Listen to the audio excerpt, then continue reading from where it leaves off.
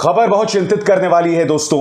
आपकी स्क्रीन पर यह है चीन का जंगी जहाज जिसका नाम है युआन वांग 5। मैं आपको बतलाना चाहूंगा दोस्तों, यह जंगी जहाज भारतीय समुद्री सीमा के करीब पहुंच रहा है। इन तारीखों पर गौर कीजिए, 11 अगस्त और 12 अगस्त। मैं आपको बतलाना चाहूंगा इन दो तारीखों पर चीन का यह जंगी जहाज पहुंच रहा है श्रीलंका के हम्बनटोटा बंदरगाह पर। जी हां, फिर से सुनिए, श्रीलंका के हम्बनटोटा बंदरगाह पर 11 और 12 अगस्त को पहुंच रहा है चीन का यह जंगी जहाज जिसका नाम है युआन वांग। युआन वांग 5 की खासियत क्या है मैं आपको बतलाना चाहता हूं। युआन वांग 5 की खासियत यह है कि यह सैटेलाइट्स और मिसाइल्स को ट्रैक कर सकता है, यानी कि अगर उड़ीसा के तट पर भारत कोई मिसाइल परीक्षण करता है तो इस जंगी जहाज को इसकी पूरी जानकारी मिलेगी। मैं आपको बतलाना चाहूंगा दोस्तों, यह खबर चिंतित करने वाली इसलिए है दो कारणों से। पहला कारण, आप जानते हैं कि अमेरिकी प्रतिनिधि सभा की स्पीकर नैन्सी पेलोसी हाल ही में ताइवान गई थी और ताइवान जाने के बाद अमेरिका और चीन के बीच अप्रत्याशित तनाव पैदा हो गया। इसका नतीजा यह हो गया कि ताइवान की सीमा से सटे तमाम इलाकों में चीन अपने मिलिट्री ऑपरेशंस उसने शुरू कर दिए। अब उसके बाद उसने अपना एक जंगी जहाज भेज दिया है भारत के समुद्री सीमा के पास, यानी कि यह सरासर चीन की आक्रामक कार्रवाई दिखाई दे रही है। हमें जोड़ना पड़ेगा उसे ताइवान में चल रहे घटनाक्रम को लेकर। लोग अभी से ये बातें कर रहे हैं कि जिस तरह से रूस ने यूक्रेन पर हमला किया था, क्या उसी तरह से चीन ताइवान पर हमला कर सकता है, क्योंकि एक लंबे अरसे के बाद ताइवान जाने वाली बड़ी अमेरिकी नेता हुई थी नैन्सी पेलोसी, जिन्होंने चीन को ठेंगा दिखाते हुए ताइवान में कदम रखा था। जैसा कि आप जानते हैं दोस्तों, चीन ने हमेशा वन चाइना पॉलिसी की बात की है और वो हमेशा से मानता रहा है कि ताइवान उसका अभिन्न अंग है। ताइवान इसे स्वीकार नहीं करता है, दुनिया के कई देश इसे स्वीकार नहीं करते हैं, मगर अमेरिका के इस कदम से नया तनाव पैदा हो गया और अब भारतीय समुद्री सीमा के पास युआन वांग 5 का पहुंचना बहुत चिंतित करने वाली बात है। वो जंगी जहाज जो सैटेलाइट्स और मिसाइल्स को ट्रेस कर सकता है। पहला कारण तो हुआ ताइवान को लेकर अमेरिका और चीन में संघर्ष। दूसरा बड़ा कारण क्यों हो रहा है मैं आपको बताता हूं। जैसे कि आप जानते हैं दोस्तों, पिछले कुछ अरसे से श्रीलंका की अर्थव्यवस्था पूरी तरह से बिखर गई है। श्रीलंका की अर्थव्यवस्था बिखरने के चलते अब वो पूरी तरह से नतमस्तक हो रहा है उन देशों के सामने जो उसे आर्थिक मदद दे सकते हैं।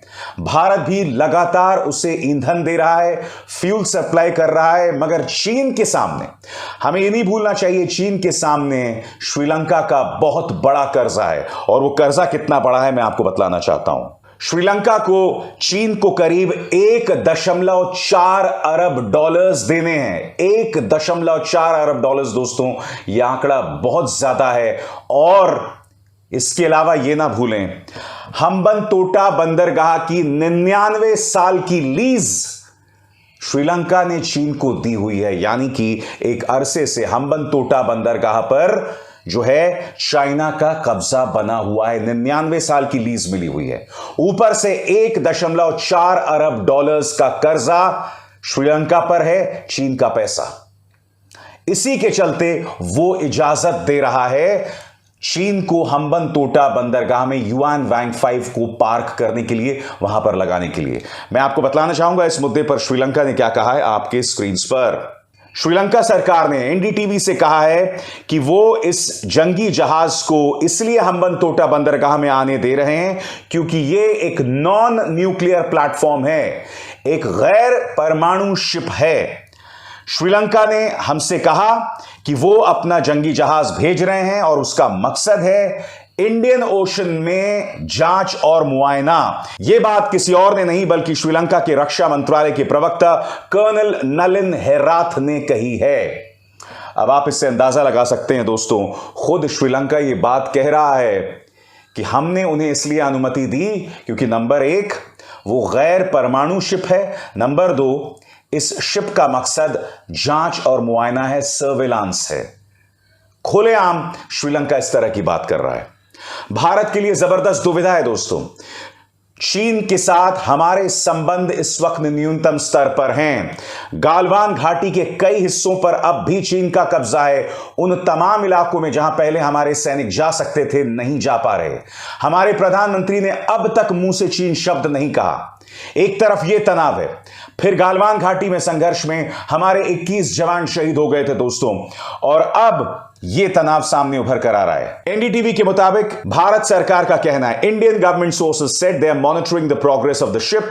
India has made it clear it will closely monitor any bearing on India security and economic interest and takes all necessary measures to safeguard them. अगर मैं इसका हिंदी में अनुवाद करूं तो भारत सरकार ने कहा है कि हम युआंग वांग 5 पर नजर रखे हुए हैं, उसकी तमाम गतिविधियों पर हमारी निगाह है, और भारत उन तमाम गतिविधियों पर निगाह रखेगा जिसका सीधा असर उसके आर्थिक हितों पर है, और भारत जो है अपने आर्थिक और अपने सुरक्षा हितों की रक्षा करना जानता है।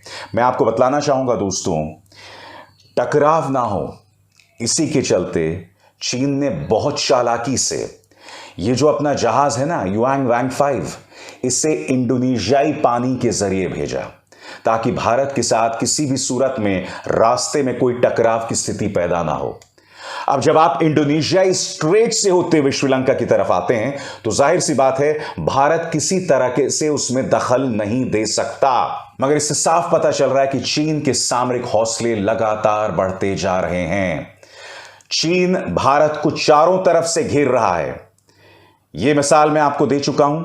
इसके अलावा डोकलाम, मैंने कुछ ही दिनों पहले आपको कार्यक्रम दिखाया था जिसमें मैंने आपको बतलाया था कि डोकलाम में किस तरह से चीन जो है वो लगातार सड़कें बना रहा है, गांव बना रहा है। और ये ना भूलें, डोकलाम भूटान का हिस्सा है। वो डोकलाम जहां 2017 में भारत और चीन के सैनिकों में संघर्ष हुआ था, और उस वक्त मोदी सरकार ने दावा किया था कि हमने चीन सेना को पीछे खदेड़ दिया है। आज उन्होंने डोकलाम में बाकायदा रोड्स, गांव बना दिए हैं। इसके अलावा भारत जिस जमीन को अपना हिस्सा मानता है, जहां पर अब तक सिर्फ चाइना की मिलिट्री पोस्ट थी 1962 से लेकर अब तक, वहां पर अरुणाचल में, जी हां, चीन जो है वो अपर सुबनसिरी जिले में 100 घरों का गांव बसा रहा है। इस तरह से भारत की घेरेबंदी की जा रही है। मुझे इस बात में थोड़ा सा भी शक नहीं है दोस्तों, अपनी भारतीय सेना की क्षमता पर इतना सा भी शक नहीं है। हमारी भारतीय सेना पर हमें पूरा एतबार करना चाहिए। मगर मैं यह भी उम्मीद करता हूं कि जो भारतीय जनता पार्टी सेना के शौर्य के नाम पर वोट्स हासिल करती है, वो भी इस मुद्दे पर जागेगी और प्रोएक्टिव कार्रवाई करेगी। चीन का इतना करीब पहुंचना हमारी समुद्री सीमा के पास एक बहुत चिंतित करने वाली खबर है, और हर भारतीय नागरिक को इस पर चिंता करना चाहिए। अब अभिसार शर्मा को दीजिए इजाजत। नमस्कार।